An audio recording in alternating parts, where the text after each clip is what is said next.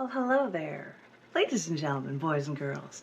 I say that all the time because that's the way I would start my own open mics that I would run. But I am doing these readings now in honor of an open mic that I didn't run. One that was run by Tom Woodruff, another transplant for Austin, Texas. He's originally from Australia. And he would do a first Wednesday's reading at Half Price Books on North Lamar. And I always enjoyed going by there and doing round-robin readings of new book releases from Scars Publications. So, heartbroken that stores are closed and quarantine is still in effect for the pandemic we call COVID-19. Because of that, these open mics cannot be running, but in honor of them, this is not the open mic. I am doing this in honor of Tom's open mic. That is the only thing, because I loved being able to share poetry and books like this with people at a bookstore with lots of books behind me. So I thought I'd sit in my library with lots of books behind me and share with you a couple of poems, maybe only 3, because the first one's really, really long. But there is a cc&d collection book of January through April 2021 issues. 4 issues. I think it's only 20 bucks, which is cheaper than buying 2 issues, which is just amazing. This book is called What Lies on the Other Side. What lies on the other side? I will tell you that anything could be, because this cover is actually from What Lies on the Other Side. A stretch to a continuing bridge that goes out to where? I have no idea. Well, actually, this is an image of a Puget Sound bridge that was leading off to nowhere, but because it was leading off to nowhere and there was a good horizon line, I managed to get a shot from Puerto Rico, I believe, to be for the sky and the landscape behind, and it happened to be a particularly cloudy morning, so we have this very ominous cloud presence going on this whole thing as well, which is kind of cool to pull this off. So I thought I would read from maybe section 2 of this book, because there are 4 sections in here. Then I'd read a couple of poems for you. The first one's a nice long one, and it's titled Fighting for Freedom on Christmas. But it's not about Christmas. It was actually written for George Washington's birthday, which was February 22nd, 1732, which is like, what? There are tiny, tiny records in here that tell you that stuff too. So this first one, which is a nice long one, and you get to learn a little bit of history as well with this first poem, is titled Fighting for Freedom on Christmas.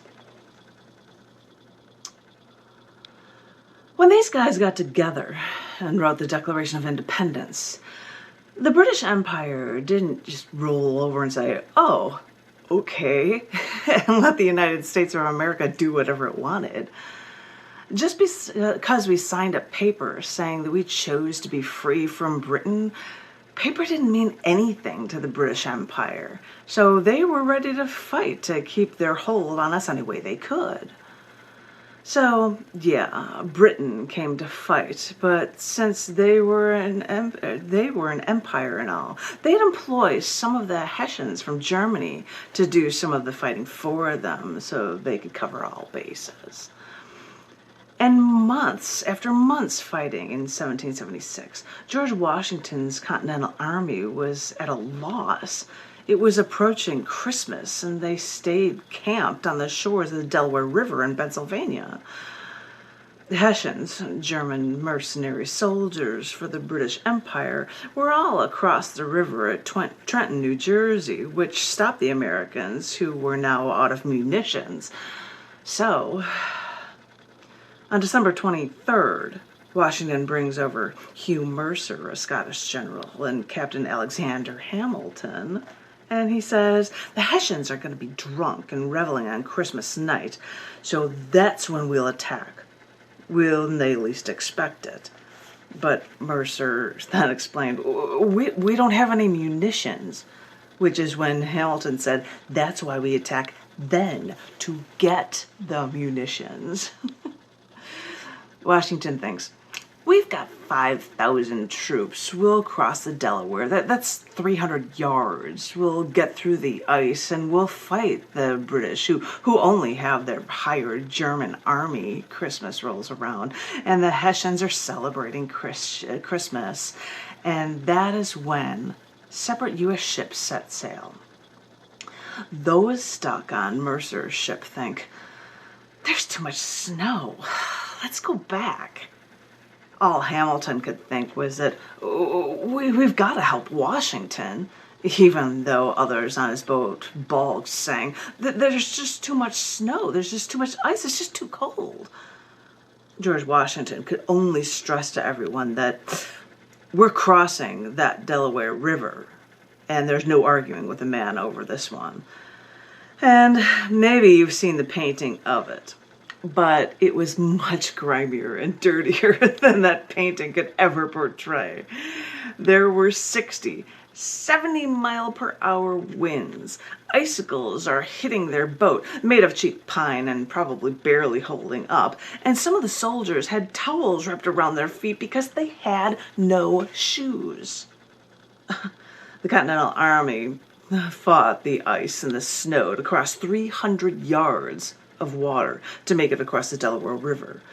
When they crossed, the sun had already rose. They knew that they were late, but the deadline was only in their minds. They had just survived hell, so by now they could only think, let's do this.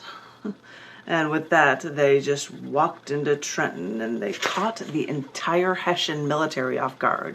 Washington ended up catching over 1,000 Hessians and only 4 Continental Army troops died.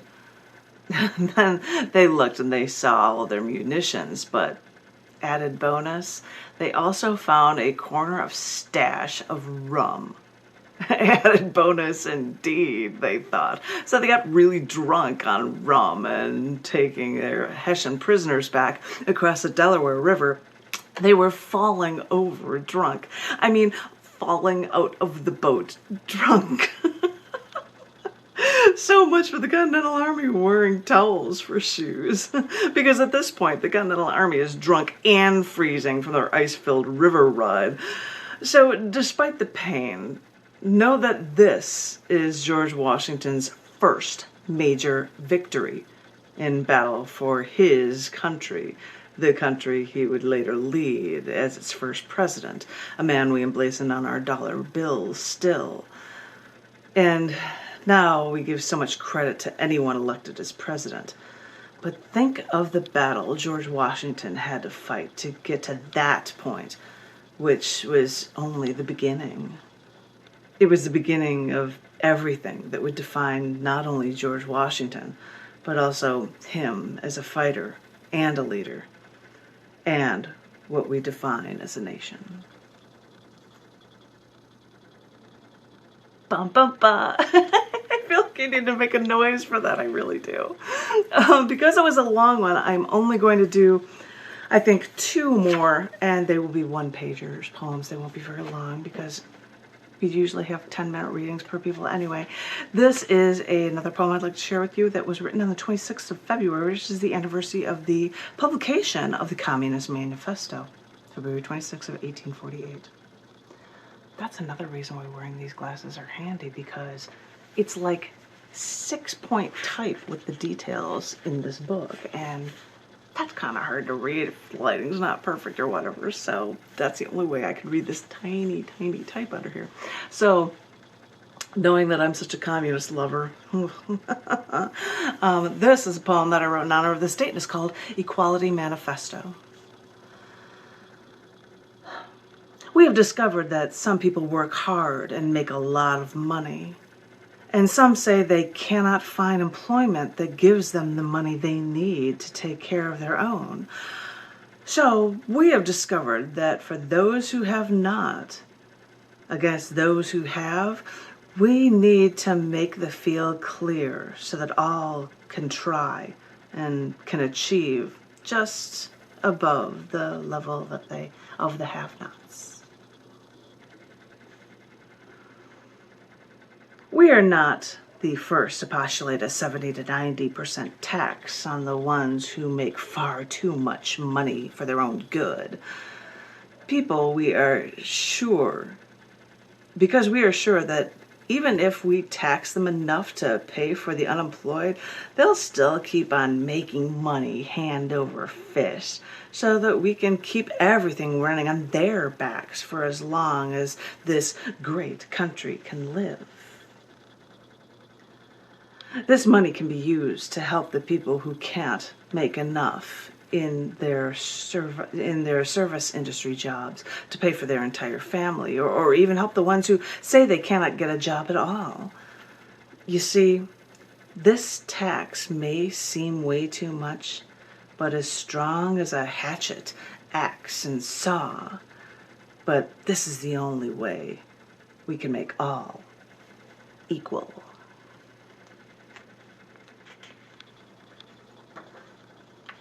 And for people who know Ayn Rand and know the band Rush, that hatchet, axe, and saw line is a quote from them in reference to chopping down trees so that all will have just enough light. You don't want to grow too tall. You don't want to get too good at anything because we've got to make everybody the same and stunt them down. So that was in reference to that one. But in honor of this, I'm going to read one more poem for you. It is not related to any date as far as I know. And it is the last one in the regular poetry section of section 2, before we get the Chicago Pulse section, because cc&d started in Chicago, so we have to have some honor for Chicago references. But this is the last poem in the poetry section of section 2 of this book, and it is titled Quickly Judged. You say you see the writing on the wall, but read between the lines, because when I make my mark, I give meaning to the spaces themselves, and sometimes I scribble more in those tiny spaces that you can't even see from afar. Even when you take my page, you read what you think you've got me figured out, but how wrong you are when you just glance at lines of text on ruled paper. You should know that I write between the lines. I even scribble on the margins.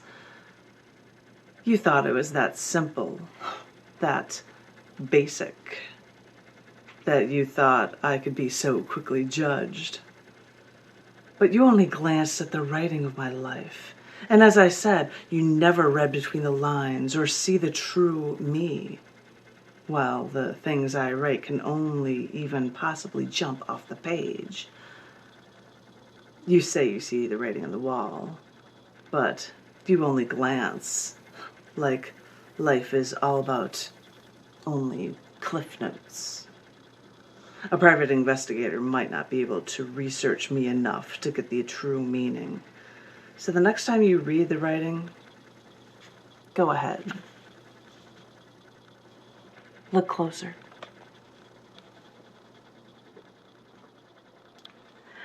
Ladies and gentlemen, boys and girls, I think 3 might be enough for you guys for this reading from a collection book of cc&d magazine from January through April of 2020 that is titled What Lies on the Other Side. Like issues of magazine, collection books are based on, titles are based on writing within the book. There was a piece in the book that is titled this. If you'd like to know anything about it, you can go to scars.tv/ccd online. This is available through Amazon. I'm not making this a sale page. I'm just trying to share it with everybody. But you can find it at scars.tv/ccd. Just search for What Lies on the Other Side. And if anybody's interested in being a part of cc&d magazine, you can find links for sending writings to the editor for review. I hope everyone is remaining safe. I hope if you're a good little soldier, you got your shots because they are free, because that is the way to make others pay for things that we need. I know, I'm not making a moral judgment, I'm not. It's a matter of the people wanting to make sure that everyone is taken care of, and I fully support that. I hope everyone is doing well. I hope everyone remains safe. And who knows, you might get one more installment of me reading during this 1 to 3 o'clock hour time period on the first Wednesdays of the month in honor of Tom Woodruff's open mic community poetry at Half Price Books. You all hang in there, and I will talk to each and every one of you very, very soon. Thank you all so very much. Thank you.